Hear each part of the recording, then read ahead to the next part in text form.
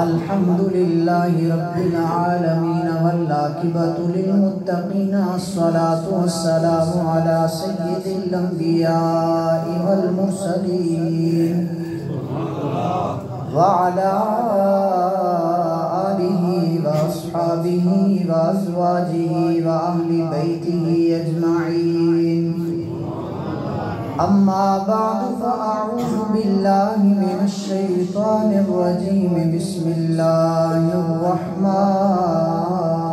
الرحيم وداعيا إلى الله بإذنه وسراجا منيرا صدق الله مولانا العظيم إن الله وملائكته يصلون على النبي يا أيها الذين آمنوا صلوا عليه وسلموا تسليما الصلاة والسلام عليك يا سيدي يا رسول الله الصلاة والسلام عليك يا سيدي يا حبيب الله الصلاة والسلام عليك يا سيدي يا خاتم النبيين وعلى آلك وأصحابك يا سيدي يا جد الحسن والحسين بندہ پروردگارم امت احمد نبی دوست دار چہار یارم تابع اولاد علی مذہب حنفیہ دارم ملت حضرت خلیل خاک پائے غوث اعظم زیر سایہ ہر ولی صدیقت سے حسن و کمال محمد فاروق ذل جاہ و جلال محمد عثمان ضیائے شمع جمال محمد حیدر بہار باغ خصال محمد اسلام ما اطاعت خلفائے راشدین ایمان ما محبت آل محمد صلی اللہ تعالی علیہ وآلہ وآصحابہ وسلم اے تن رب سچے دا حجرا اے تن رب سچے دا حجرا وچ پا فقیرہ جاتی ہوں نا کر منت خواج خضر دی تیرے اندر آب حیاتی نا کر منت خواج خضر دی تیرے اندر آب حیاتی شوق دا دیوا پال ہمیں متا لبی وسط کھڑا چیہوں مرن تو پہلے مر گئے باہو مرن تو پہلے مر گئے باہو جنا حق دی رمز بچاتی ہوں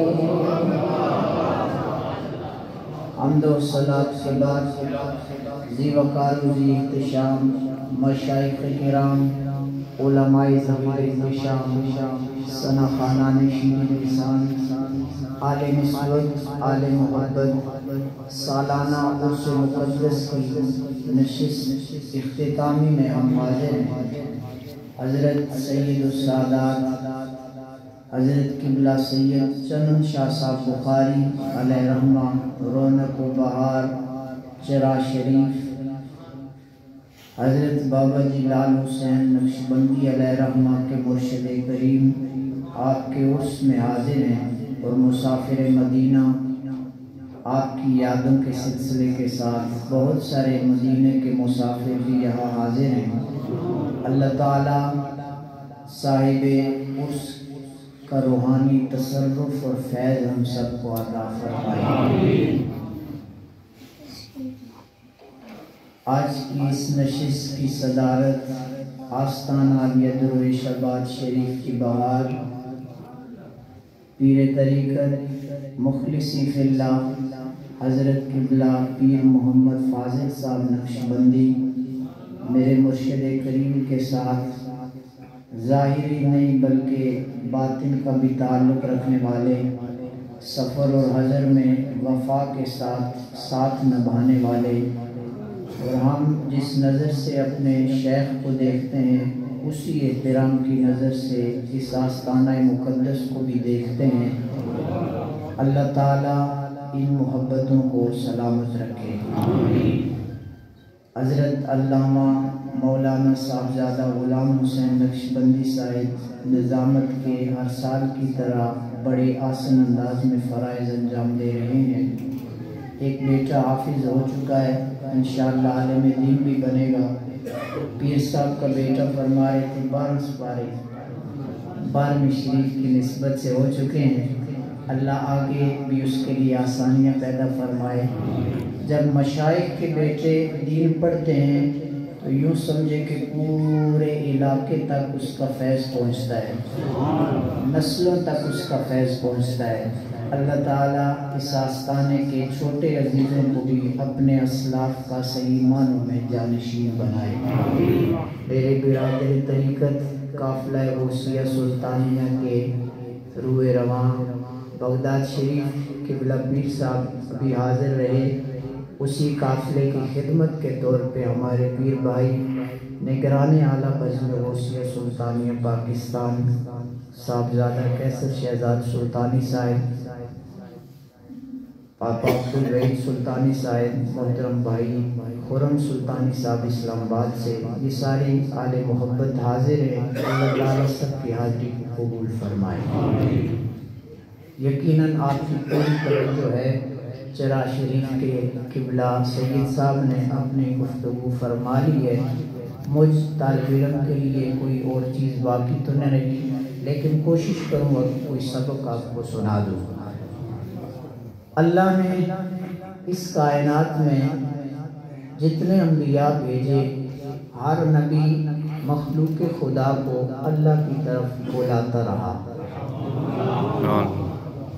ہر نبی مخلوق خدا کو اللہ کی طرف بلاتا رہا۔ بالآخر باری آئی ہمارے آقا مولا صلی اللہ علیہ وسلم کی، جب میرے سرکار اس کائنات میں جلوہ گر ہوئے۔ صوفی صاحب ماشاءاللہ بیٹھے ہیں۔ جب ہمارے سرکار جلوہ گر ہوئے تو سرکار کی آمد کا مقصد خود رب نے بیان فرمایا کہ میرے محبوب اس کائنات میں شاہد بھی بن کے آئے ہیں۔ پوری آیت سورہ احزاب کی بڑی لطف والی ہے۔ آپ چند ساتھی ایسے بیٹھے ہیں جو کبھی کبھی خواہش کرتے ہیں کہ جیسے دربار شریف پہ قرآن سناتا ہے ایسے کبھی کبھی آیت سنا دیا کر، تو آپ محبت سے قرآن کا سبحان اللہ کے الفاظ کے ساتھ آپ استقبال کریں گے تو میں وہ آیت بھی پڑھ کے سنا دیتا ہوں۔ سبحان اللہ۔ کہ اگر ولیوں کے پاس بیٹھ کے قرآن پڑھا اور سمجھا نہیں جائے گا تو کہاں سمجھا جائے گا؟ سورۃ الاحزاب میں اللہ جل وعلا میرے محبوب کریم صلی اللہ علیہ وسلم کی شان اقدس بیان کرتے ہوئے فرماتا ہے، یا ایھا النبی انا ارسلناک شاہدا ومبشرا ونذیرا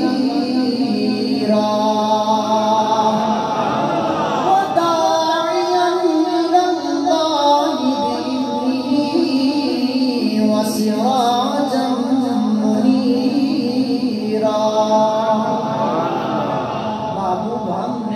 آپ کو شاہد بنا کے بھیجا، ہم نے آپ کو خوشخبری دینے والا بنا کے بھیجا، ہم نے آپ کو ڈر سنانے والا بنا کے بھیجا، ہم نے آپ کو اپنی طرف بلانے والا بنا کے بھیجا، داعیاً الی اللہ، اللہ کی طرف بلانے والے۔ میرے سرکار مہربانی میرے سرکار اس کائنات میں تشریف فرما ہوئے اللہ کی طرف بلانے کے، ہر نبی رسول اللہ کی طرف بلا رہا ہے، لیکن جس انداز میں میرے سرکار نے بلایا اس انداز میں کوئی بلا نہیں سکا، اور جس انداز میں سرکار کے بلانے پہ صحابہ آئے ایسے کسی کے غلام آ بھی نہیں سکتے۔ سرکار نے ایک نگاہ اٹھائی، ابو بکر صدیق بنے، پاپا توجہ ہے، سرکار نے ایک نگاہ اٹھائی عمر فاروق اعظم بنے، سرکار نے ایک نگاہ اٹھائی عثمان ذی النورین بنے، سرکار نے ایک نگاہ اٹھائی علی مولا بنے۔ میرے محبوب کی جدھر نگاہ اٹھتی گئی فیض بانٹتی گئی، کرم کے دروازے کھلتے گئے، رحمت کے سامان تنتے گئے، جنتیں تقسیم ہوتی رہی۔ سرکار علیہ السلام نے اتنی خوبصورت رب کے نام کی تبلیغ فرمائی۔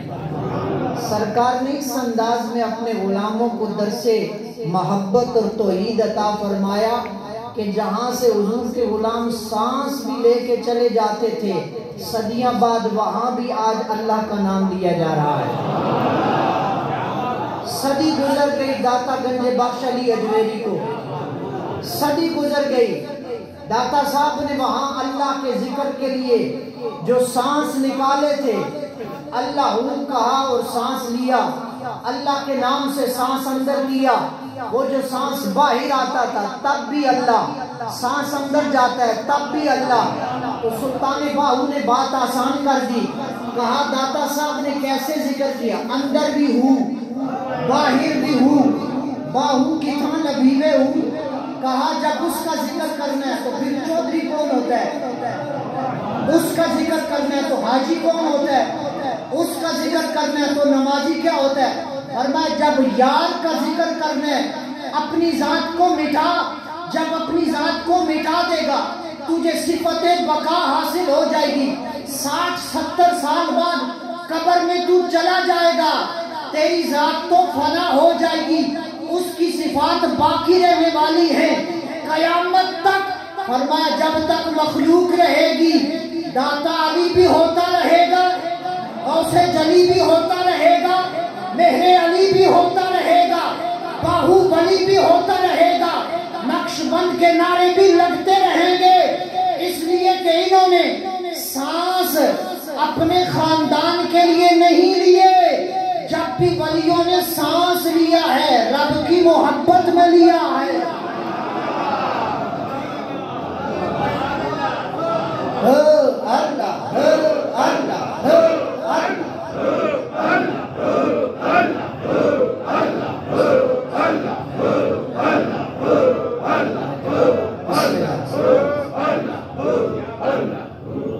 سرکار نے جو دعوت عطا فرمائی، جہاں جہاں سے حضور کے غلام گزرتے گئے پتھر بھی اللہ اللہ کر رہے ہیں، درخت بھی اللہ اللہ کر رہے ہیں، اگر وجود کے ٹکڑے ہو گئے ہر ٹکڑے سے اللہ اللہ کی صدا آ رہی ہے، ہر پرزے سے اس کے نام کی احد احد کی صدا آ رہی ہے، خون کے قطرے قطرے سے اس کا نام لیا جا رہا ہے۔ بڑی بڑی تبلیغیں کی انبیاء کرام نے، بڑے بڑے اس کے نام کے ڈنکے بجائے، لیکن جیسا اس کی توحید کا درس آمنہ کے لال نے دیا ہے، پوچھو کربلا کے ریت کے ذروں سے، منبر پہ بیٹھ کے اس کا نام لینا آسان ہے، نیزے پہ چڑھ کے نام لینا علی کے بچے کا ہی کام ہے۔ آج بھی کربلا جا کر 1400 سال پہلے بندہ چلا جاتا ہے، میں نے کہا ذرے تو سارے زمین کے ہیں، ریت ہر زمین کے ذرے میں ہے، کربلا تجھے یہ مقام کیسے ملا؟ کہا مصطفیٰ کی تبلیغ سے، مصطفیٰ کے پیاروں نے ایسا اس کا نام لیا ہے، ذرہ ذرہ گواہی دے رہا ہے نبی کے ذکر کو تولنے والوں، جب علی کے بچوں کے ذکر کی کوئی حد نہیں ہے تو نبی کے ذکر کی حد کیسے ہو سکتی ہے؟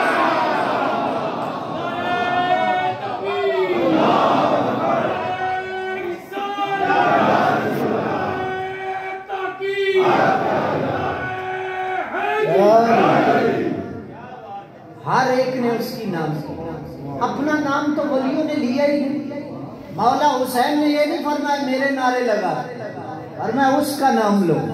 صدیق اکبر سے لے کے مولا علی تک، حضرت امام حسن سے لے کے امام حسن عسکری تک، ہر امام نے اپنا نام نہیں فرمایا اس کا نام لو، اس کا ذکر کرو۔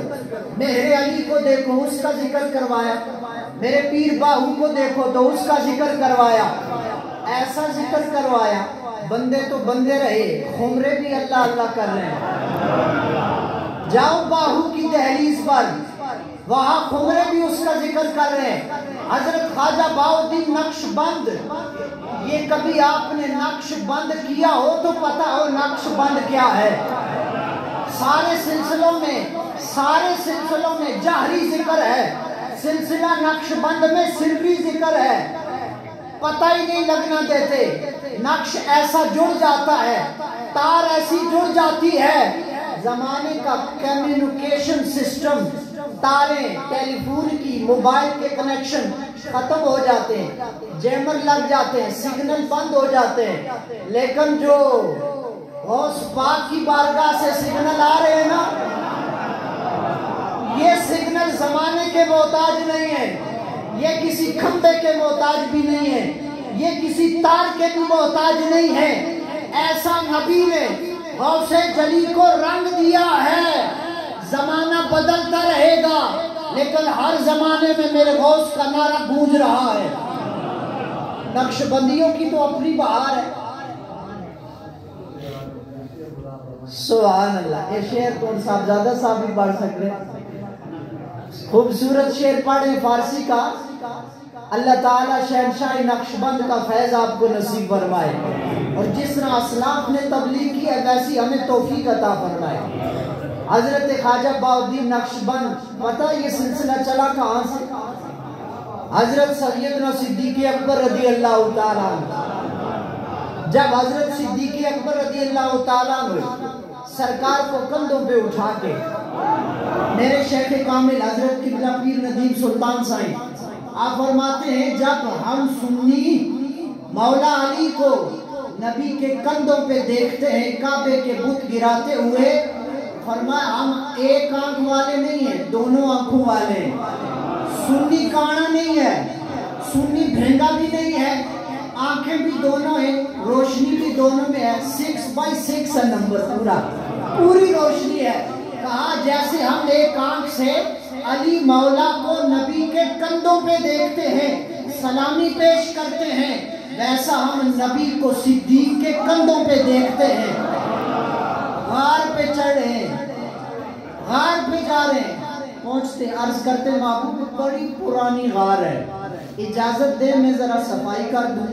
سرکار نے فرمایا جاؤ صدیق، مرضی پوری کر لو، خواہش پوری کر لو، اپنا ہاتھ ٹھار لو۔ حضرت صدیق اکبر پاک جاتے ہیں، سارے غار کو چیک کرتے ہیں، سوراخوں کو بند کرتے ہیں، چادر کے ذرات کو الگ کر کے ایک جب سوراخ رہ جاتا ہے اپنی ایڑی رکھ دیتے ہیں۔ عرض کرتے محبوبہ غار صاف ہو گئی، اب اندر قدم رنجا فرمائیے نا۔ ہمارے صوفیاء فرماتے ہیں حضرت صدیق اکبر نے غار صاف کی، سرکار نے قدم رکھا، غار کو چمکایا، حضرت صدیق اکبر کو لگی پیاس۔ اب خدمت گزار مرید جب خدمت کرتا ہے بھوک بھی لگتی ہے، پیاس بھی لگتی ہے، اور وہ پیر ہی نہیں ہے جو اپنے مرید کی نہ بھوک مٹائے نہ پیاس مٹائے۔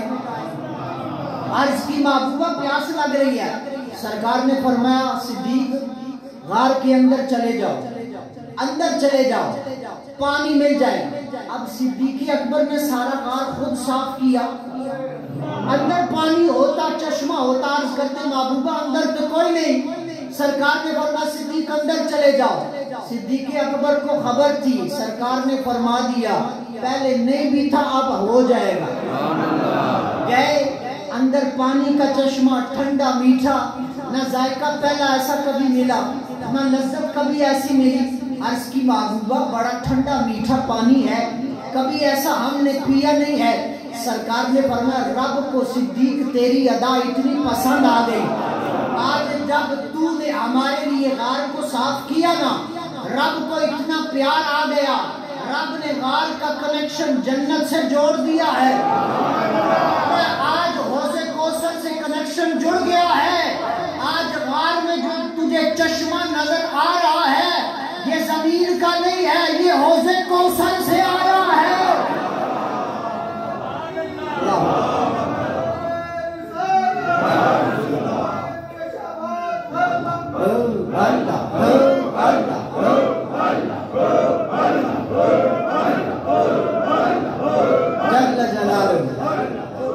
حضرت صدیق اکبر نے غار صاف کیا, محبوب اندر جلوہ گر ہوئے. ہمارے صوفیاء فرما گئے, فرمایا سرکار غار میں باندھ گئے, صدیق نے صفائی پہلے کی. فرمایا ہر بندے کی خواہش ہے, ہر امتی کی خواہش ہے, دل کے غار میں بھی کبھی یار کی آمد ہو جائے, کبھی دل کی اندھیر نگری بھی یار کے آنے سے آباد ہو جائے, کبھی ہمارے گھر کی سرکار کرم فرما دیں میرے گھر میں بھی ہو جائے چراغاں یا رسول اللہ, اندر کا گھر بھی آباد ہونا چاہیے نا. تو صوفیاء فرماتے ہیں اندر کا گھر کیسے آباد ہوگا؟ فرمایا جیسے غار ثور آباد ہوا تھا. کہا وہ کیسے آباد ہوا؟ کہا صدیق نے صفائی پہلے کی, یار کی جلوہ گری بعد میں ہوئی. اگر دل میں یار کو لانا چاہتا ہے پہلے صدیق کو لا, جس دل میں صدیق آ جاتے ہیں نبی خود بخود قدم رنجا فرما دیتے. اللہ اکبر یا رسول اللہ.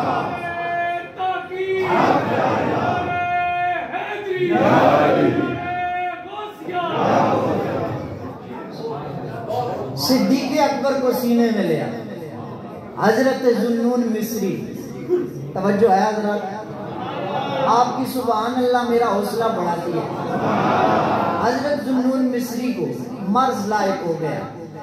ولیوں میں بڑا نام ہے حضرت ذوالنون مصری کا. یقیناً ہمارے قبلہ پیر صاحب حضرات نے حاضری دی ہوگی بزرگوں. حضرت ذوالنون مصری کو تکلیف لائق ہو گئے. حکیموں طبیبوں نے بڑی کوشش کی. بادشاہ نے اپنا خاص طبیب, خاص ڈاکٹر جو اپنے لیے رکھا تھا اس کی ڈیوٹی لگائی. کہا میں حضرت سے محبت اور عقیدت رکھتا ہوں, میرے شیخ اور میرے حضرت بیمار ہیں, تکلیف بڑھ رہی ہے, ان کا علاج کرنا ہے. اللہ والوں کا کام کیا ہوتا ہے؟ اللہ کی طرف بلانا. آج آپ کو بلایا, اپنے لیے نہیں بلایا, آؤ شیخ کے عرس پہ آ کر اس کا ذکر کرتے ہیں, اپنے نعرے نہیں, اس کا نام. حضرت ذوالنون مصری کا اب وہ طبیب خاص جو بادشاہ کا تھا وہ عیسائی تھا. ڈیوٹی لگی, اس نے اپنی ساری حکمتیں ساری دوائیں استعمال کی, بڑا زور لگایا. حضرت کی مرض ٹھیک ہونے کا نام نہیں لے. ایک دن مجبور ہو کے کہنے لگا حضرت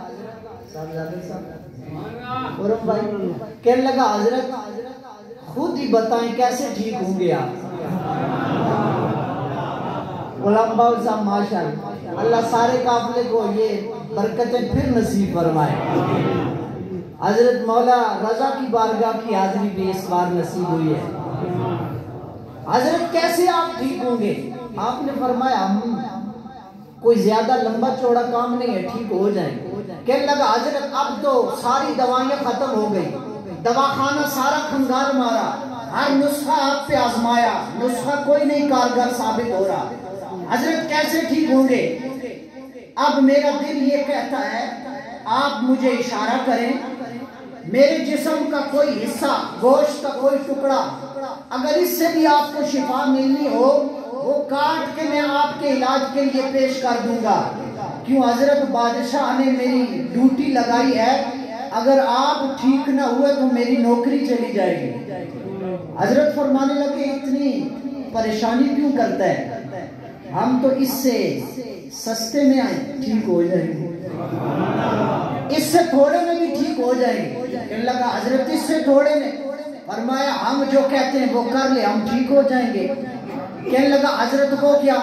فرمایا جس کا نام میں لیتا ہوں تو بھی اس کا نام لے لے۔ داعیٰ اللہ، اللہ کی طرف بلانے والے، نبی ہو تو اس کی طرف بلا رہا ہے، علی ہو تو اس کی طرف بلا رہا ہے، امت کا ہر ولی اسی کی طرف بلا رہا ہے۔ حضرت ذوالنور مصری فرمانے لگے جس کا میں نام لیتا ہوں اس کا نام لے لے، ٹھیک ہو جاؤں گا۔ حضرت سمجھ نہیں، فرمایا کلمہ میرے یار کا پڑھ لے، میرے معبود کا غلام بن جا، میں ٹھیک ہو جاؤں گا۔ اس نے دل سے کلمہ، اوپر سے دل سے کلمہ اسی جگہ پڑھ لیا۔ حضرت چارپائی سے سیدھے بیٹھ گئے، میری طرف دیکھ رہے ہیں آپ، چارپائی سے سیدھے بیٹھ گئے۔ فرمایا اگر تو نے کلمہ پڑھ لیا لے ہم بھی ٹھیک ہو گئے، تو نے کلمہ پڑھ لیا لے ہم بھی ٹھیک ہو گئے۔ میں نے کہا یہ ولی اپنے نام کا ڈنکا نہیں بجواتے، کہتے اگر ہماری مرض بھی جائے گی تو اس کے نام سے جائے گی۔ اس امت کے ولیوں کی تو شان ہی نرالی ہے۔ سننا چاہیں گے اس ولی کی شان؟ توجہ ہے حضرات؟ ہر ولی کی شان سرکار کا امتی بیان کر رہا ہے۔ قربان جاؤ اس ولی کے مقام پر نبیوں کے سردار نے جس ولی کی شان بیان کیا، صحابہ کا مجمع لگا ہے۔ ابن کثیر نے بھی لکھا ہے، ترمذی کے اندر بھی حدیث آئی، مسلم کے اندر بھی روایت آئی ہے۔ خلاصہ اور مفہوم عرض کر رہا ہوں۔ سرکار کے صحابہ بیٹھے، سرکار فرمانے لگے تمہیں پہلی امت کے ایک ولی کی شان نہ بتاؤں؟ قربان جاؤں اس ولی کے مقام پر نبیوں کے امام صحابہ کے سامنے، مولا علی کے سامنے، صدیق اکبر کے سامنے پہلی امت کے ولی کی شان بیان کر رہے ہیں۔ بادشاہ کے پاس ایک جادوگر تھا، بوڑھا ہو گیا جادوگر۔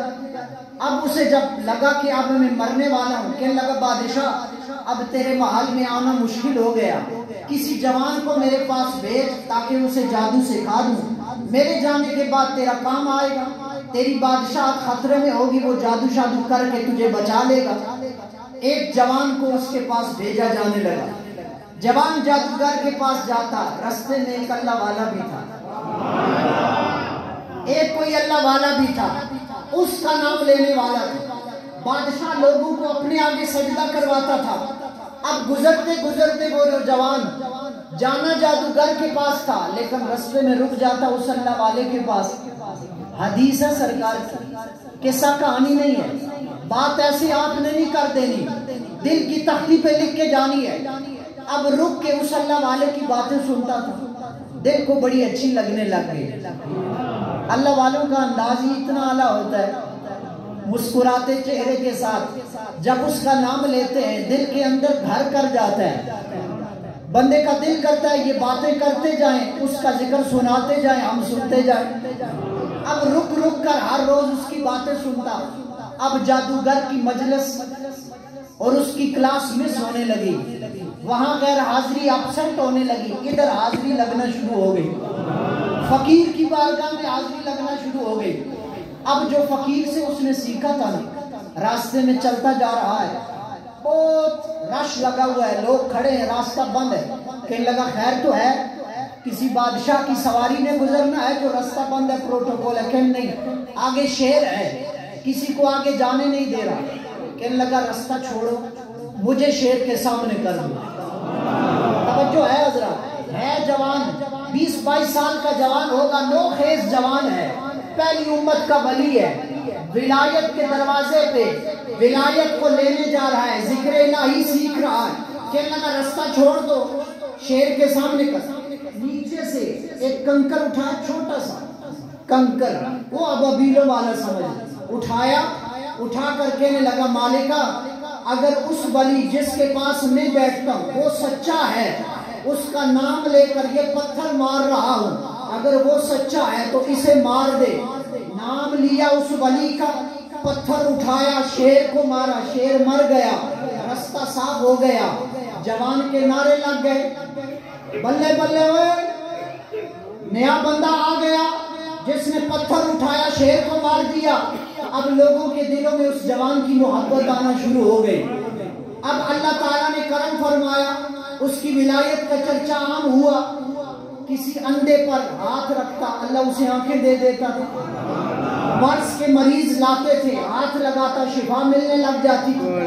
بادشاہ کے محل میں ایک وزیر کی آنکھ چلی گئی، سرکار فرمائے ایک وزیر کی آنکھ چلی گئی، اب اس تک خبر پہنچی کہ ایک جوان ہے جسے ہاتھ لگاتا ہے اللہ اسے شفا دے دیتا ہے۔ بادشاہ کا وزیر، وزیروں کو بھی جب مسئلے پیش آتے ہیں نا فقیروں کے پاس آتے ہیں، نہ پوچھیں خرقہ پوشوں کی ارادت ہوت دے، یدے بیضا لیے بیٹھے ہیں اپنی آستینوں میں۔ آگے کہنے لگا میری آنکھ چلی گئی، سنا ہے بڑا تیرا نام ہے، تیرے ہاتھ میں بڑی شفا ہے، مجھے ٹھیک کر دے، اتنے ہیرے جواہرات اونٹ اور خزانے پیش کروں گا۔ جوان کہنے لگا مجھے خزانوں کی ضرورت نہیں ہے، توجہ ہے حضرات، خزانوں کی ضرورت نہیں ہے، ٹھیک ہو جائے گا، بس شرط میری ماننی پڑے گی، ہم شفا دیں گے گارنٹی سے دیں گے، لیکن بات ہماری۔ کہنے لگا کیا تیری شرط ہے؟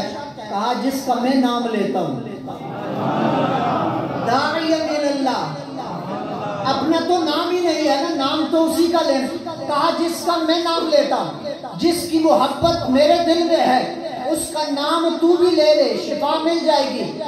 وزیر کہنے لگا مسئلہ بڑا مشکل ہے، سودا بڑا بھاری ہے، لیکن آنکھ اب اس نے واپس بھی لانی تھی، شفا بھی حاصل کرنی تھی۔ کہنے لگا ٹھیک ہے، پہلے میری آنکھ واپس کر، پھر اس کا نام لوں گا جس کا تو لیتا ہے۔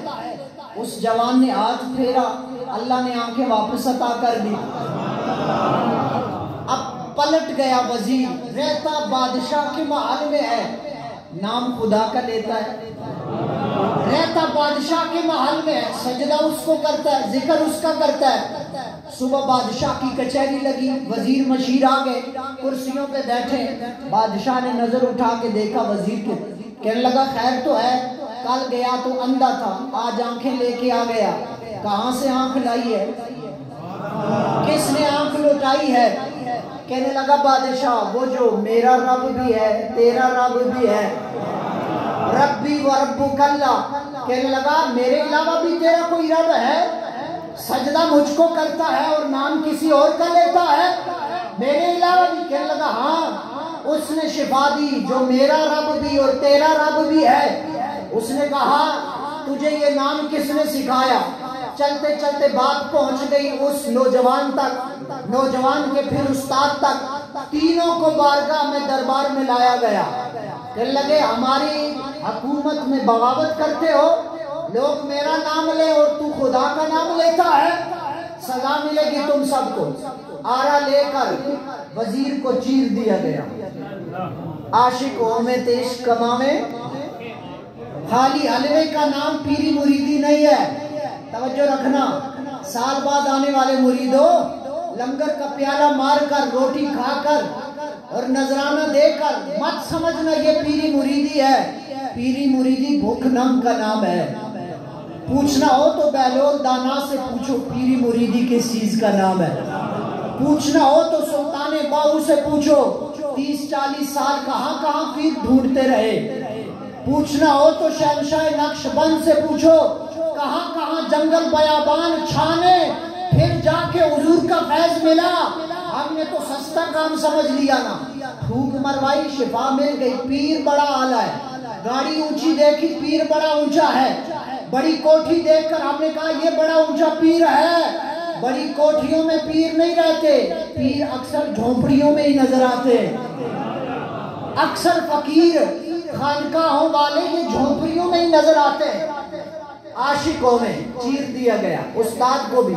اب جوان کی باری آئی، کہنے لگا جوان وہ تو بوڑھے ہو گئے تھے نا، ان کی سزا اور تھی، تیری سزا اور ہے، عبرت کا نشان بنا دوں گا تجھے، تو نے میری رعایا کے اندر بغاوت برپا کر دی، لوگ میرا نام لیتے تھے اور تو خدا کا نام لے رہا ہے۔ اب سپاہیوں کو بھیجا گیا، سرکار صحابہ کو سنا رہے، سپاہی بھیجے گئے، کہا لے جا اس کو پہاڑ کی چوٹی پر، اوپر لے جا کے اس کو نیچے پھینک دو، نہ ہڈی بچے نہ جسم کا کوئی حصہ بچے، تاکہ پتہ چل جائے بادشاہ سے بغاوت کرنے والے کا یہ انجام ہوتا ہے۔ پہاڑ کی چوٹی پہ گئے، سپاہی تیار ہیں پھینکنے کے لیے، اس جوان نے آسمان کی طرف نظر اٹھائی، آسمان کی طرف نظر اٹھائی، کہنے لگا مالکہ پتہ ہے نا کیوں مجھے گرا رہے؟ تیرے نام کی وجہ، تجھے اگر منظور ہے تو مجھے کوئی پرابلم نہیں ہے، میں تیار ہوں، لیکن یاد رکھنا تیرے ولی کی عزت کی بات ہے، تیرے ولی کی عزت کی بات ہے بنی اسرائیل کا ولی، توجہ ہے، بنی اسرائیل کا ولی ہے، اپنے درویش اور فقیر سے علم حاصل کر کے اس کا نام لے رہا ہے، کہا اگر تجھے منظور ہے تو میں تیار ہوں۔ اب جب رب کی ساتھ اس نے لو لگائی، کرم ہو گیا، زلزلہ آیا پہاڑ پہ، سارے سپاہی گئے مر گئے، جوان واپس اترا نیچے، بادشاہ کے دربار میں مسکراتا آ گیا، بادشاہ کہنے لگا او تو کدھر؟ کہا مجھے جہاں بھیجنے کے لیے سپاہیوں کو بھیجا تھا سپاہی وہاں پہنچ گئے، مجھے جہاں بھیجنے کے لیے سپاہیوں کو بھیجا، سپاہی پہنچ گئے، میں آ گیا، لگا اچھا، بڑا پریشان ہوا، کہنے لگا دوسری سزا، سپاہی دستہ نیا تیار ہو گیا، کہنے لگا لے جاؤ اسے دریا کے اندر، کشتی پہ بٹھاؤ، این دریا کے بیچ پہنچ پر اسے ڈبو دو تاکہ پتہ چل جائے بادشاہ سے بغاوت کرنے والے کا انجام کیا ہوتا ہے۔ کشتی میں بٹھایا گیا، کشتی میں بٹھایا گیا ولی کو، کہتے غوث پاک نے بیڑا کیسے کرایا؟ میں نے کہا یہ غوث پاک کی شان نہیں ہے، بنی اسرائیل کے ولی کی، غوث پاک کا مرتبہ تو بڑا ہے، بڑے بڑوں کے سورج چڑھے غروب ہو گئے، میرے غوث کا سورج آج بھی طلوع ہے، آج بھی چمک رہا ہے، دمک رہا ہے، جاؤ دیکھو بغداد کے اندر ہر آستانے میں گئے، دریا کے اندر پہنچے، کشتی درمیان میں پہنچی، اللہ کا کرنا ایسا ہوا جتنے سپاہی تھے سارے ڈوب کے مار گئے، تختے پہ بیٹھا وہ فقیر، وہ نوجوان ولی، اللہ نے اسے کنارے تک پہنچایا، واپس دربار میں آ گیا، کہنے لگا بادشاہ وہ جو مجھے ڈبونے تم نے ساتھ بھیجے تھے وہ ڈوب گئے، اللہ نے مجھے بچا لیا۔ بادشاہ اور پریشان ہو گیا، کہنے لگا اسے مارنا چاہتا ہوں، یہ مار نہیں رہا، جو بھیج رہا ہوں وہ سارے مار گئے، یہ پھر واپس آ رہا ہے، اب میری رعایا کے اندر کہیں لوگ اسے خدا نہ سمجھ لیں۔ اب اس جوان کے دل میں یہ بات پہنچی، کہنے لگا بادشاہ مجھے مارنا چاہتا ہے، کہنے لگا ہاں تجھے رستے سے ہٹانا چاہتا ہے، کہنے لگا میں رستے سے ہٹ جاؤں گا، تیرا رستہ صاف ہو جائے گا، لیکن میرے مارنے کے لیے تیرا طریقہ نہیں چلے گا، طریقہ بھی میں بتاؤں گا، یہ یار کے نام دیا ملے سنی ہے، نہ لے لے یہ پیچھے ہٹیے نہیں، کہنے لگا مارنا مجھے ہے نا، طریقہ تیرا نہیں، طریقہ میرا چلے گا، اس لیے کہ اب میری زبان میری نہیں رہی، زبان میری ہے، جلوے اس کے، اب میں نہیں بول رہا، وہ بلوا رہا ہے تو بول رہا ہوں، کہا کیسے تو کرے گا؟ کہا ایک میدان میں ساری رعایا کو جمع کر، سب کو جمع کر، سب کو جمع کیا گیا، کہنے لگا آپ بتا، کہنے لگا اپنے ترکش سے تیر اپنا نکال، تیر تیرا ہوگا، ہاتھ تیرا ہوگا، لیکن پاسورڈ جو ہوگا وہ میرا ہوگا، ایسے لاکھ نہیں کھولنا میری موت کا، لاکھ کھولنا ہے نا، پاسورڈ میں دوں گا، جملہ میں دوں گا، تیر پر جملہ تو نے پڑھنا ہے، تیر چلا دینا ہے، میں اپنے رب کے دربار میں پہنچ جاؤں گا۔ بڑا خوش ہوا، کہنے لگا سارے اعلان کر دو، نکارے بج گئے، اعلان بج گئے، میدان میں رعایا جمع ہو گئی، آج بادشاہ سے بغاوت کرنے والا اپنے انجام کو پہنچے گا۔ سرکار فرماتے ہیں ساری رعایا جمع ہے، تخت پہ اور سٹیج پہ بٹھا دیا گیا اس فقیر کو، توجہ ہے، اللہ کا کرنا ایسا ہوا جس کو چھپانا چاہتا تھا اسی کو اللہ تعالیٰ نے شان یہ عطا فرمائی، اسی کو رب نے مقام یہ عطا فرمایا، سٹیج پہ جوان بٹھا دیا گیا، جوان سٹیج پہ ہے، اب ساری رعایا دیکھ رہی ہے کیا ہوگا، بادشاہ کہنے لگا بتا کس انداز سے تجھے مارنا ہے، کہا تیر نکال، بادشاہ نے تیر نکالا، کہا اب اس تیر پہ پڑھ، کہا کیا پڑھنا ہے، کہا پر بسم رب الغلام اس ولی کے رب کے نام کے ساتھ تیر چلاتا ہوں. آپ نات کی نہیں نہ سکیو نام سے نہیں جا دائین اللہ جو ہے بلانا رب نے پاس ہے نا اپنا تو نہ ہی نہیں کہا نہیں کہا پر اس پر اس ولی کے رب کے نام سے تیر چلاتا ہوں.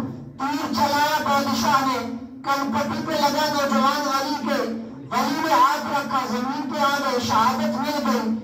شور مچ گیا رعایا کے اندر عوام کے اندر سلطنت میں شور مچ گیا. بادشاہ جسے